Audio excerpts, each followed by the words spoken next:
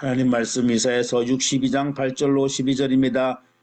여호와께서 그 오른손 그 능력의 팔로 맹세하시되 내가 다시는 내 곡식을 내 원수들에게 양식으로 주지 아니하겠고 네가 수고하여 얻은 포도주를 이방인이 마시지 못하게 할 것인즉 오직 추수한 자가 그것을 먹고 나 여호와를 찬송할 것이요 거둔 자가 그것을 나의 성소들에서 마시리라 하셨느니라. 성문으로 나아가라 나아가라 백성이 올 길을 닦으라 큰 길을 수축하고 수축하라 돌을 저하라 만민을 위하여 기치를 들라. 여호와께서 땅 끝까지 선포하시되 너희는 딸 시온에게 이르라. 보라 내 구원이 이르렀느니라. 보라 상급이 그에게 있고 보응이 그 앞에 있느니라 하셨느니라. 사람들이 너를 걸어 거룩한 백성이라 여호와께서 구속하신 자라 하겠고 또 너를 이끌어 찾은 바 된 자요 버림받지 아니한 성읍이라 하리라. 오늘 전 예수전도단 간사님이셨고 캄보디아 선교사로 사역하셨던 이영경 선교사님께서 전도자요 예배자요 중보자로서 오늘 거룩한 백성이라는 제목으로 말씀을 전하실 때에 하나님의 음성을 들으시길 바랍니다. 할렐루야. 아멘. 반갑습니다. 부족한 저를 이 자리에 이렇게 세워주시고 너무 영광입니다. 새벽기도 마치고 바로 주님께 잠깐 기도하면서 어떻게 해야 될지를 물었을 때 이 본문을 주셨는데요. 오늘 아침에 그냥 성경만 펼쳐들고 성령님께서 그냥 저의 입술을 통해서 하고 싶으신 말씀 마음껏 하십시오. 기도하며 앉았습니다.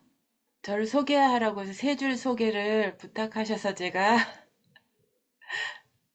소개할 게 무엇이 있을까를 생각해 봤는데요. 그냥 제가 제 자신을 정체성을 생각했을 때 저는 예배자고 전도자고 그리고 중보자. 사실 중보자라는 이 저의 타이틀은 붙은 지는 얼마 안 된 것 같고요.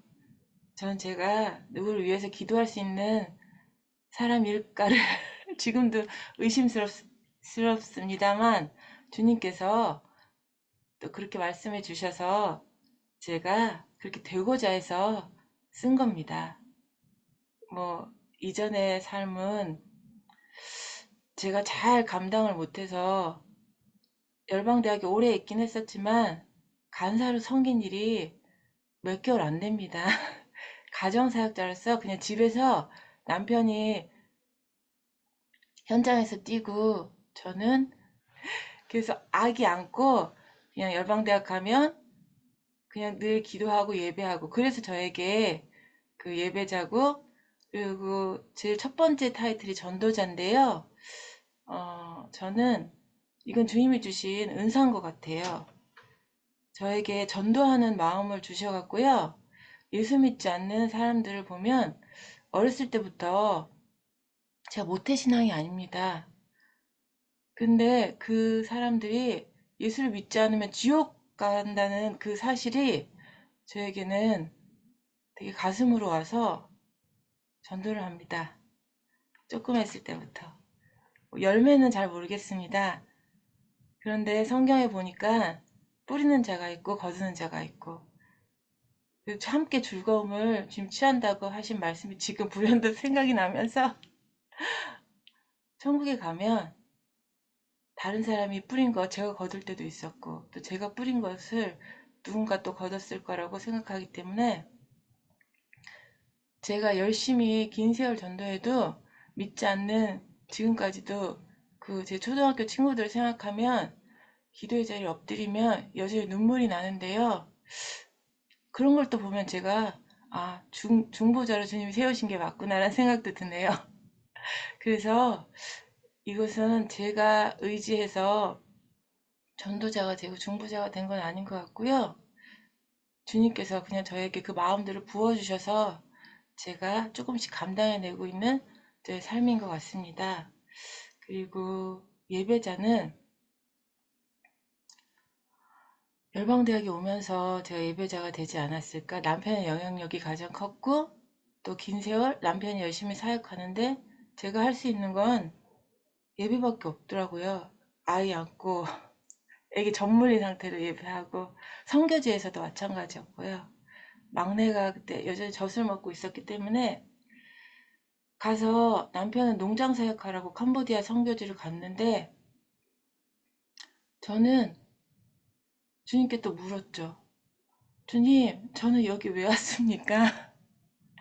그리고 제가 남편 따라서 농장에서 할 일이 없어도 새벽에 나가면 같이 차를 타고 가고 저희 아이들도 대부분 싣고 가고 했는데요. 주님이 너 하던 거 그대로 해 이렇게 하셔서요. 거기 안 쓰는 우사가 있었어요. 거기 돗자리 펴놓고요. 아이들은 뛰어놀고 저는 거기에 엎드려서 기도하고 예배하고 그게 캄보디아에서 제 만 3년의 사역이었는데 만 3년을 채우고 나니까 주님께서 저희가 시골에 있었거든요. 근데 다시 도시로 옮기셨고 그러고 생각지도 못한 일로 저희가 또 다시 이렇게 한국에 들어오고요. 한국에서도 여러 지역에 있었는데요. 지금 제가 몬돌길이 거기 캄보디아 지역이 몬돌길이었거든요. 몬돌길이 기도의 집을 했었고 그리고 인천에서 몇 8개월인가 지내다가 경남 고성에 갔을 때 주님이 다시 또 문을 열라고 하셔서요. 경남 고성 기도의 베델 월십 하우스 기도의 집을 했었고요. 지금 여기 청주로 이사를 또 와서 1년 이상 살았는데 최근에 다시 이 집으로 또 이사를 하게 되었어요. 여기서 주님이 또 어떤 서울에 이 집에 오게 돼 제가 두서없이 말씀드려 죄송해요. 이 집에 오기 직전에 기도 제목 중에 제가 선교지가 하도 안 열려서 주님, 그럼 한국에 있는 게 주님 뜻이면 기도의 집을 주세요. 제가 하고 있었던 사역이기도 했고요. 그렇게 했을 때 이 집이 하루 사이인가? 하여튼 하루 이틀 사이에 순식간에 이 집이 저희에게 왔고요. 여기는 2층 건물이고 지하에 넓은 예배실을 할 수 있는 공간이 있고 1층에 3집 정도 되는 다 지금 비어있고 물론 수리가 필요한 그런 공간이 있고요. 그리고 2층에 저희가 살고 있는데요. 재정이 있으면 이 건물 전체가 기도의 집으로 역할을 잘 할 수 있는 그런 건물로도 주님 보내주셔서 계속 이 사역을 하기 원하시는구나. 그래서 지금 어저께로 두 번째 공식적인 이 기도의 집 예배를 드렸고요. 저에게 이 본문 말씀을 주실 때 주님이 생각나게 하신 것은요. 제가 제 생각에는 그래도 다른 사람이 겪지 않은 그런 좀 고통의 세월을 살았어요. 그때마다 주님이 저에게 주시는 이미지가 있는데요. 주님의 강한 오른손으로 저를 꼭 잡고 계시고 안고 계시고 함께 하심을 제가 믿고 살았는데 이 8절, 9절 말씀을 통해서 이 자리에 모이신 귀한 선교사님들께 주님이 힘을 주시기 원하시는 마음을 어제 보았습니다. 저에게 주셨던 것과 같이 여러분에게도 주님께서 늘 함께 하시고 붙드시고 그리고 원수가 날마다 우리를 공격하지만 주님께서 그거에 대해서 우리를 보호하고 계심을 상황이 그렇지 않더라도 믿음의 눈이 열려서 저를 포함한 여기 계신 모든 분들이 주님이 최선으로 가장 좋은 길로 인도하시고 지키시고 보호하시고 막아주고 계심을 믿음의 눈으로 볼 수 있는 그러한 시간 되시기를 그러한 2025년이 되시기를 축복하는 마음을 주셨고요. 그리고 제가 아까 조금 말씀드린 그 험난한 과거를 조금 말씀드리자면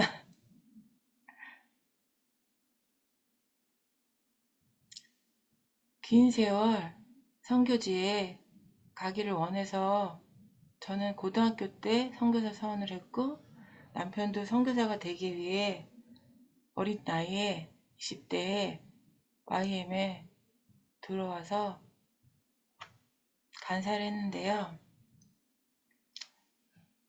저도 남편도 결혼해서도 둘이가 선교지에 대한 부르심이 있었기 때문에 또 주님이 저희를 소개를 하셨어요. 그래서 막 서로 이렇게 물론 사랑을 하는데요. 막 사랑에 빠져갖고 결혼까지 왔다기보다는 처음에 주님이 그렇게 남편에게 또 저에게 각자 확신을 주신 게 있어서 그래서 저희는 결혼하면 바로 선교지로 나갈 줄 알았는데요. 결혼을 저희가 1월에 했고요. 그해 11월에 우리 큰아들이 생겼고 또 작은 아들이 생기고 3년 터울로 아이를 계속 두시고 선교지는 점점 멀어지는 것 같고 그럴 때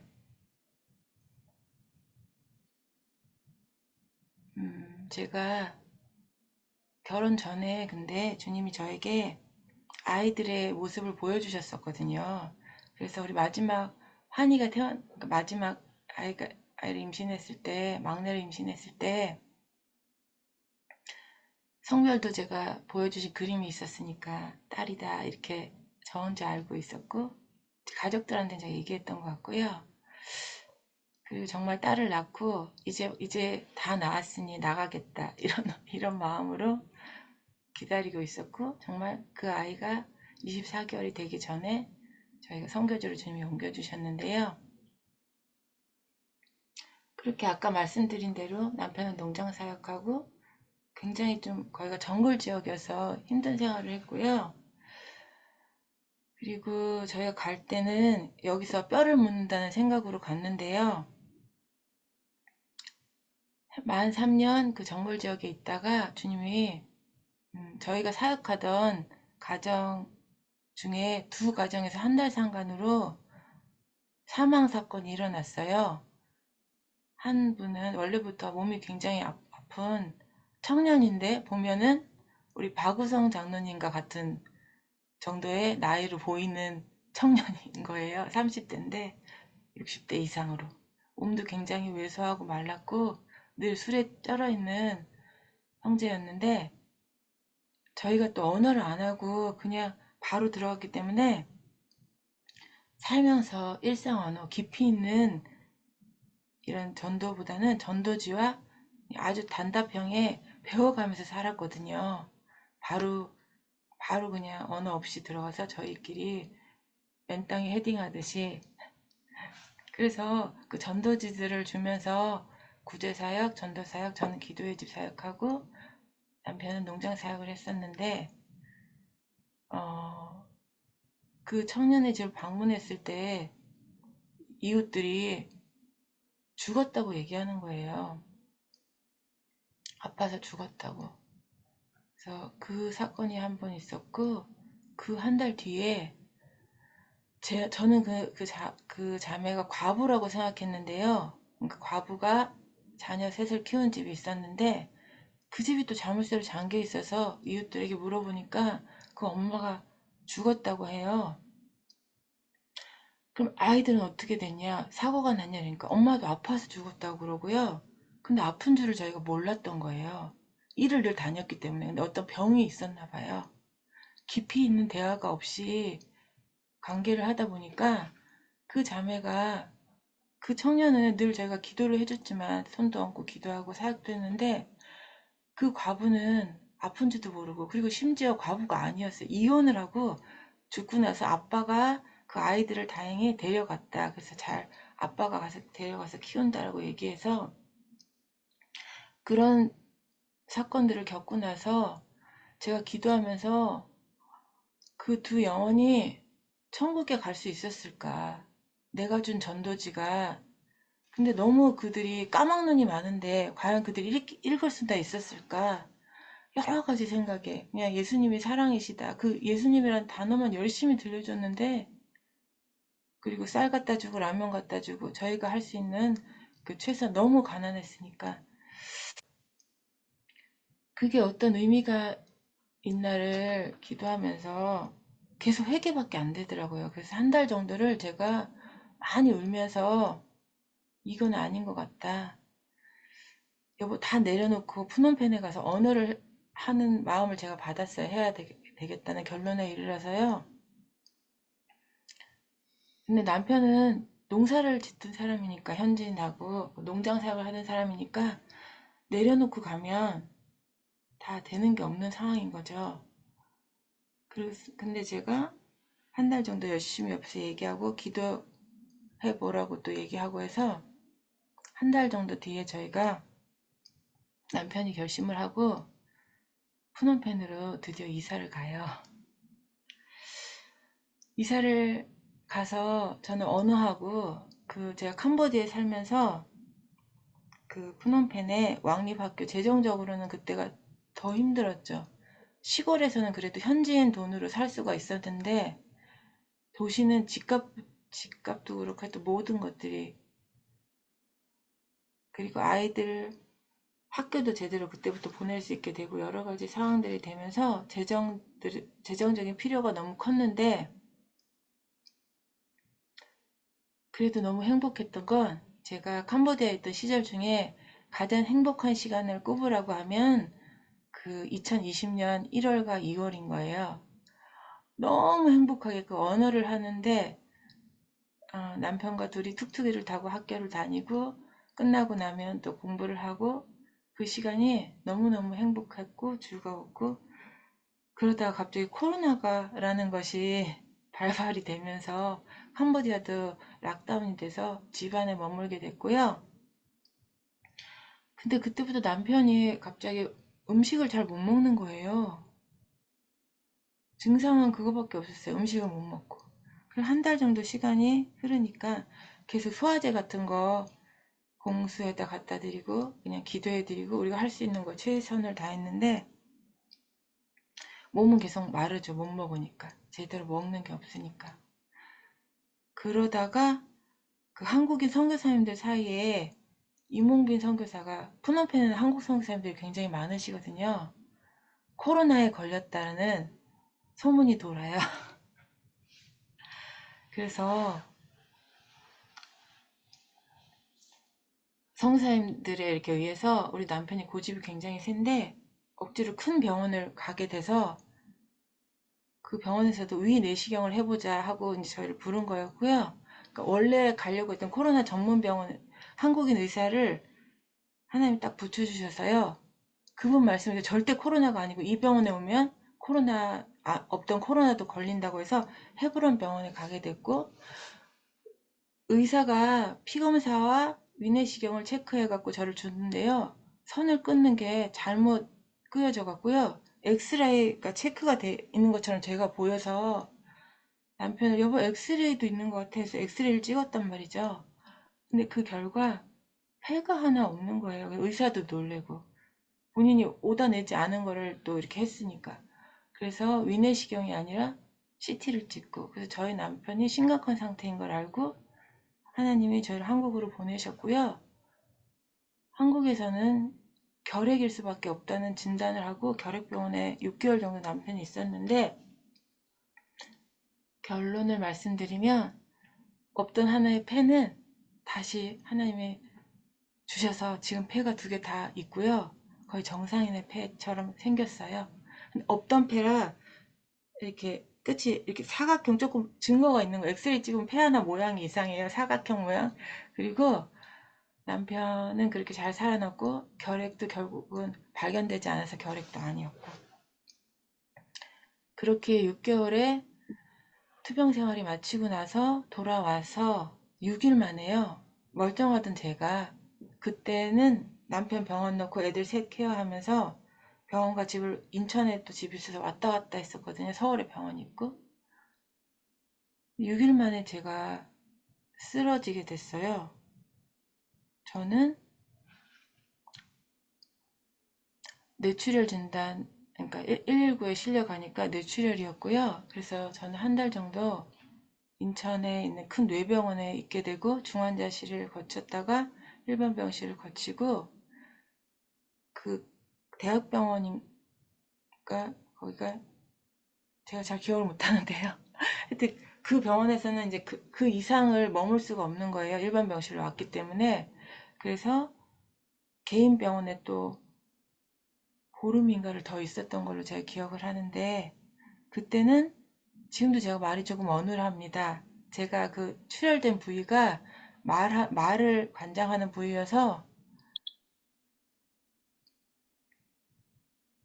근데 다 주님 회복시켜 주셔서 이렇게 앞에 나와서 설교도 하고 찬양도 할 수 있고, 그러니까 노래하고 말하고 하는 것들을 좀 그거 하는 부위였는데 주님이 다 치료해 주셔서 이렇게 회복되었고요.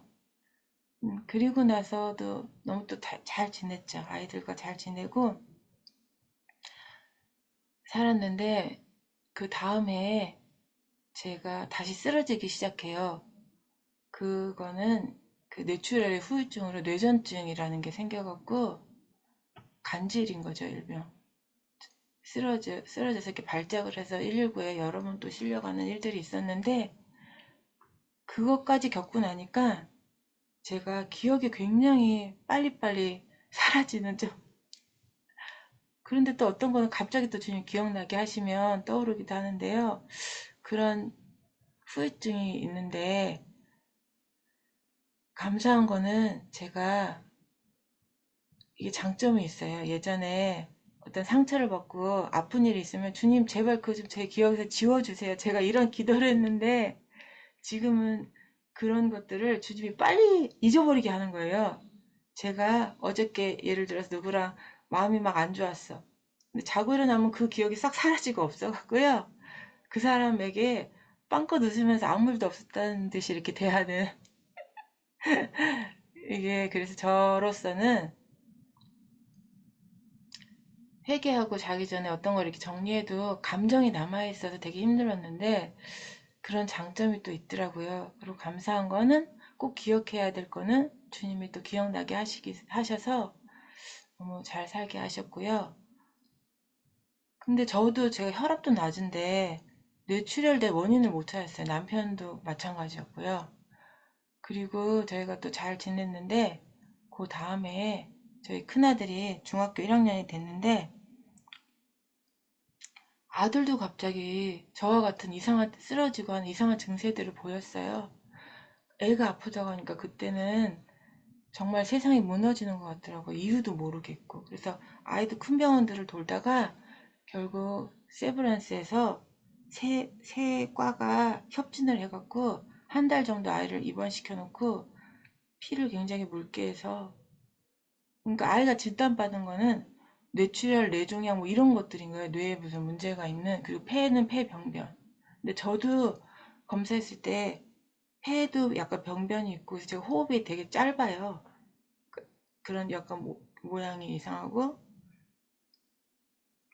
근데 아들도 폐와 뇌에 그런 병변들이 있는 상황이어갖고 검사를 하고, 근데 감염내과에서 결론적으로 난 건 이게 풍토병인 걸 찾아내서 저희 가족을 다 검사했더니요.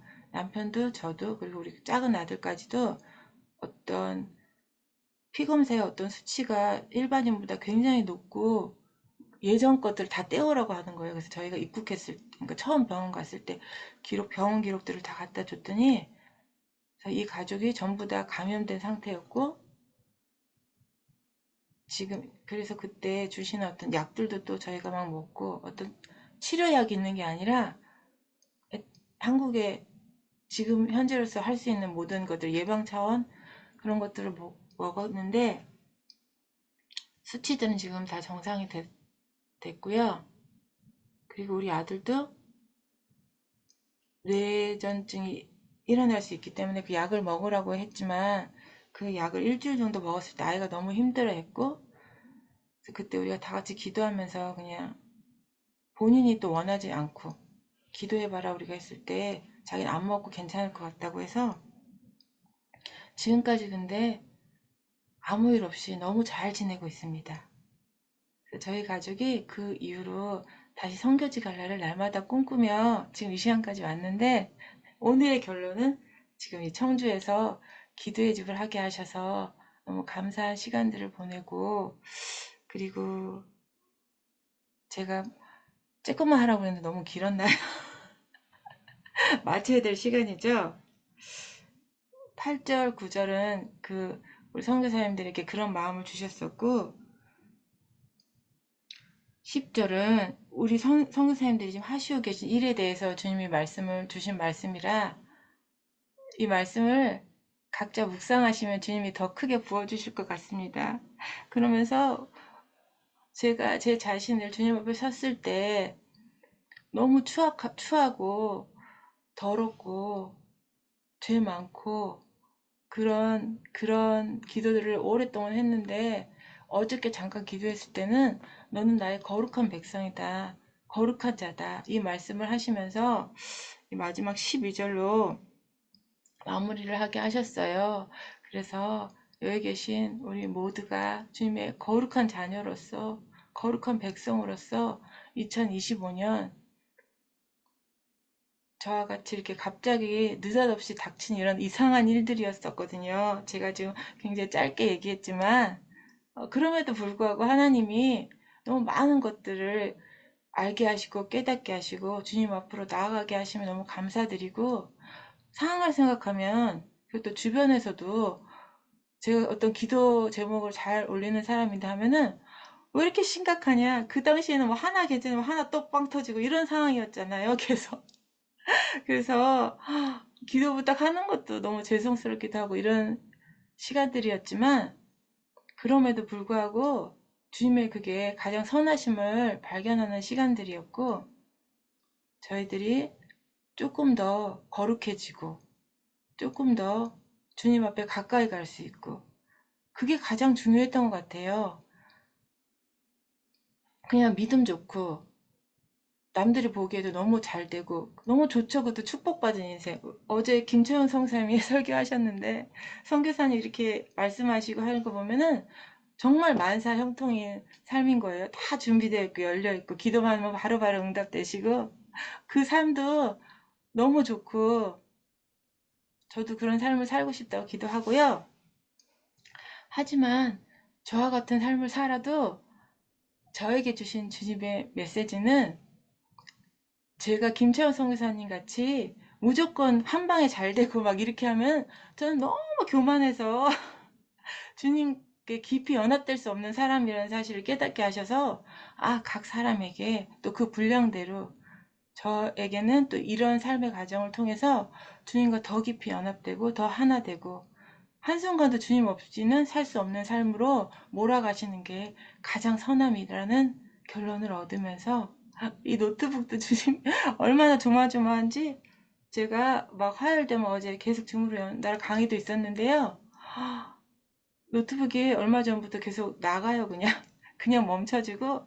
그래서 하기 전에 막 그날 되면 기도 부탁도 하고, 막 요청도 하고, 또 기도하다가 또 하면 또 살아나고. 지금 갑자기 생각나는 게, 제가 캄보디아 살 때요, 저희 차가 수시로 멈췄거든요. 온 가족이 막 차에 대고 서 넘고, 거기는 차 타고 정물지하고 달리다가 지금 멈추면 어떻게 할 수가 없는 데인데요. 그럼 다시 차가 막 살아나고 연기 펄펄 나던 차가 또 이렇게 하고 그래서 늘 그런 경험들이 저희 가족에게는 아주 많이 있고 그래서 어쩌면 그렇게 막 가족 한 명 한 명이 쓰러지고 그런 일들을 잘 기도하면서 포기하지 않고 낙심하지 않고 이겨오지 않았나 싶은 생각도 있는데 어떤 상황이 오더라도 내 마음과 내 시선이 주님께 고정되어 있으면 기쁘지 않을 일이 없고 감사하지 않을 일이 없고 제가 제 타이틀을 기뻐 감사 찬양하는 현경 이렇게 제 카톡에 있는데 예전에 그걸 처음 너무 잘 그걸 해서 쓴 게 아니라 처음에는 그렇게 살고 싶어서 매사에 감사하고 기뻐하고 날마다 찬양하며 살길 원해서 그렇게 썼는데요. 정말 그런 삶을 살 수 있도록 주님이 계속 저를 이끌어 가시는 걸 느낍니다. 그래서 여러분 모두에게도 이 기쁨과 감사함으로 옷 입혀지고 날마다 찬양하면서 사시는 매 순간 되시기를 예수 그리스도 이름으로 축복합니다.